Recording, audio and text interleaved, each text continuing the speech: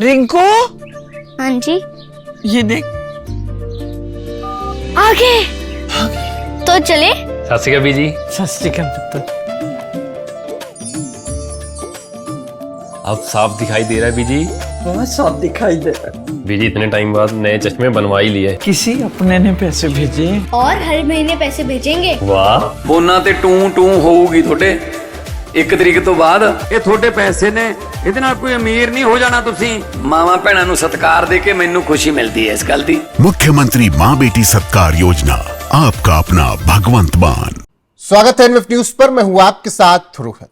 हिंदू एक गाली, इसका मतलब चोर, डाकू, लुटेरा, गुलाम। ईसाई संगठन के 11 कार्यकर्ताओं ने यह बात कही थी। मामला फिर दर्ज हुआ। मामला पहुंचा छत्तीसगढ़ हाईकोर्ट। याचिका लगाई गई कि राहत दे दी जाए इन 11 कार्यकर्ताओं को और छोड़ दिया जाए। छत्तीसगढ़ हाईकोर्ट ने कहा कि अभिव्यक्ति आजादी का मामला हम ट्रायल में देखेंगे, अभी याचिका हम रद्द करते हैं। ये तो खबर है, लेकिन सवाल इस पर तमाम है और उन सवालों के जवाब जब कानूनी दांव पेश हों तो कौन बेहतर समझा सकता है। अश्विनी उपाध्याय जी इस वक्त मेरे साथ है, सुप्रीम कोर्ट के अधिवक्ता। बहुत बहुत स्वागत सर आपका। धन्यवाद सर। जो छत्तीसगढ़ हाईकोर्ट ने कहा कि अभिव्यक्ति की आज़ादी का मामला ट्रायल में देखेंगे, मेरा सवाल यह है कि अभिव्यक्ति की आज़ादी इतनी होनी चाहिए कि कुछ भी बोल दीजिए? हिंदू एक गाली, इसका मतलब चोर, डाकू, लुटेरा, गुलाम, ईसाई मिशनरी, कुछ भी बोल दे रहे हैं।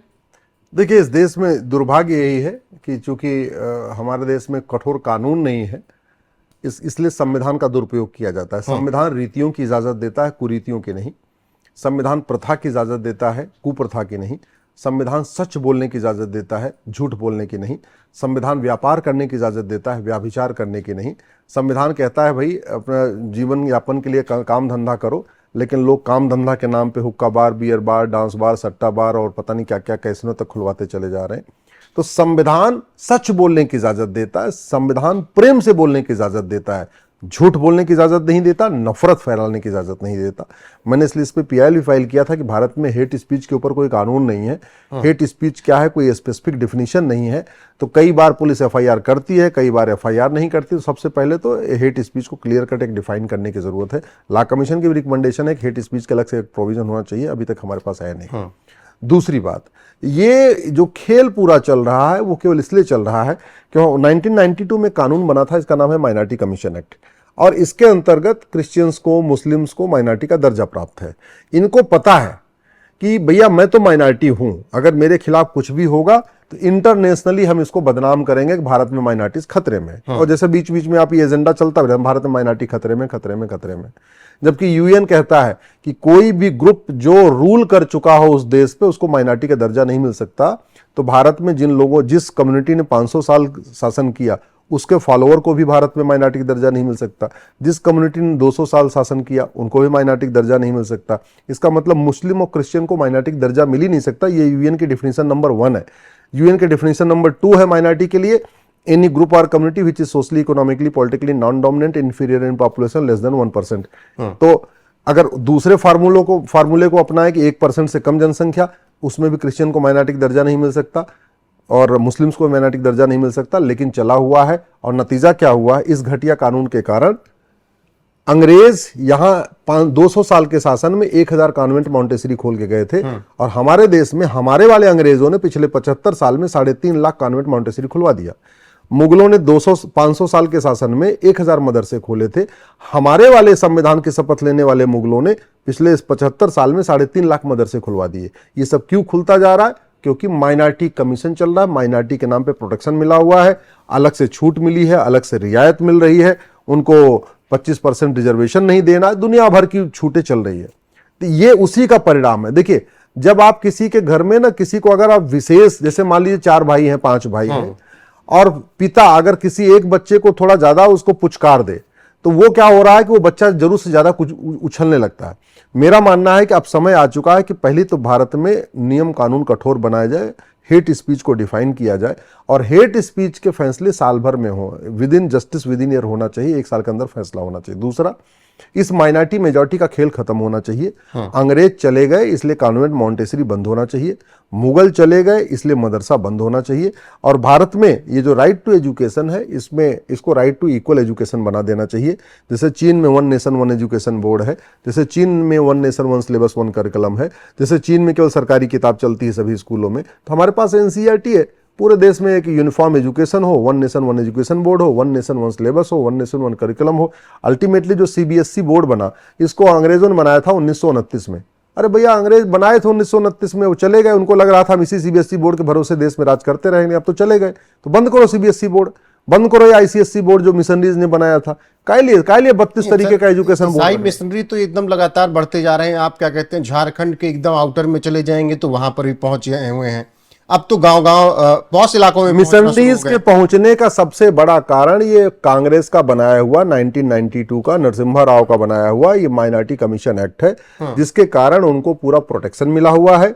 वो एकदम फैलते फूलते जा रहे हैं चारों तरफ। पंजाब में भी उनकी यही नेटवर्किंग चल रही है। सर, ये क्यों बनाया गया कांग्रेस की तरफ से? ये क्यों बनाया? कांग्रेस ने जब 1990 में राम मंदिर का मूवमेंट तेज हुआ, उस राम मंदिर के जो उनकी खींच थी उससे निपटने के लिए 3 कानून बनाया। 1991 में प्लेस ऑफ वर्शिप एक्ट बना दिया और ये बोल दिया अयोध्या के अलावा और कोई मैटर कोर्ट में नहीं चलेगा। याद रखिए, 1990 में राम मंदिर मूवमेंट पीक पे आ गया, 1991 में और पीक पे आ गया। तो पहला उन्होंने कानून बनाया राम मंदिर मूवमेंट के को काउंटर करने के लिए 1991 में प्लेस ऑफ वर्शिप एक्ट, कि अब कोई भी अयोध्या के अलावा किसी मठ मंदिर का मुकदमा कोर्ट में चलेगा नहीं। दूसरा, उन्होंने ये घटिया कानून बनाया 1992 में, और इस एक ही तीर से 2 निशाना साधा। ये कैसे? पहला तो उन्होंने इस कानून को बना के क्रिश्चियन मिशनरीज को अनलिमिटेड उसमें बेनिफिट दे दिया, फायदा दे दिया।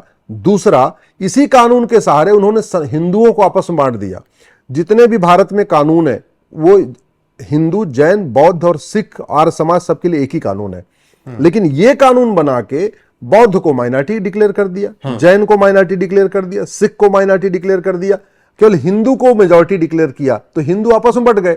अब आज की डेट में आप याद करिए, उसके पहले आपके पास हिंदू बौद्ध का कोई झगड़ा आपने सुना नहीं होगा, हिंदू बौद्ध के बीच में कोई कॉन्फ्लिक्ट नहीं सुना होगा, हिंदू जैन का कोई कॉन्फ्लिक्ट नहीं होता था, हिंदू सिख का भी इतना कॉन्फ्लिक्ट नहीं होता।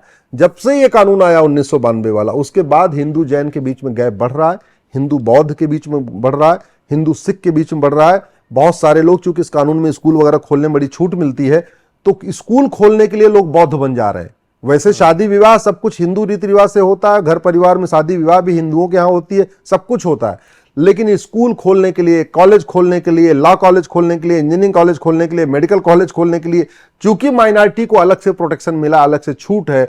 जो माइनॉरिटी स्कूल होते हैं उसमें 25% सीटें गरीबों को नहीं देनी होती। जैसे आपकी, अगर आप हिंदू हैं, आप स्कूल खोलते हैं तो आपको 25% फ्री में सीट देनी पड़ेगी ईडब्ल्यूएस को। लेकिन अगर आप माइनॉरिटी बन के खोलते हैं, आप माइनॉरिटी स्कूल खोलते हैं, तो उसमें आपको प्राइमरी में या जूनियर हाई स्कूल में 25% सीट गरीबों को नहीं देना पड़ेगा। तो इसके फायदे के लिए हिंदू स्कूल खोलने के लिए वो चाह रहे हो तो बौद्ध बन जा रहे हैं। हिंदू बहुत सारे, पहले जैन अपने आप को हिंदू कहते थे, लेकिन स्कूल कॉलेज खोलना, बोले नहीं मैं तो माइनॉरिटी हूं।